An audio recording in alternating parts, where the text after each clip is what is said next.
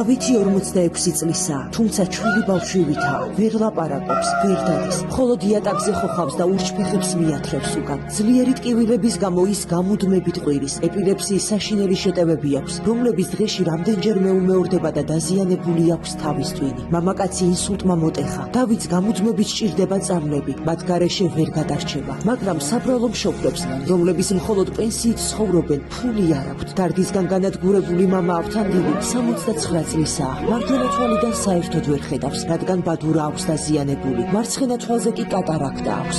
მისი მდგომარეობა დღითი დღე უარესდება, მაგრამ თვალის წვეთების ყიდვაც კი არ შეუძლია. შვილზე გამუდმებული ნერვიულობის გამო დედას შაქრიანი დიაბეტი დაემართა, დაეწყო გართულებები, მაგრამ ექიმთან წასასვლელი ფული არ აქვს. მეგობრებო, ეფნაზეების ოჯახში 3 მძიმე ავადმყოფია. მათ ძალიან სჭირდებათ ჩვენი დახმარება, ზრუნველობა და ყურადღება. ისინი პატარა ბავშვებივით არიან, რომლებიც ვერ გადარჩებიან ამ სასტიკ სამყაროში. დაეხმარეთ მათ გადარჩენაში, უფალმა გაგურთხოთ.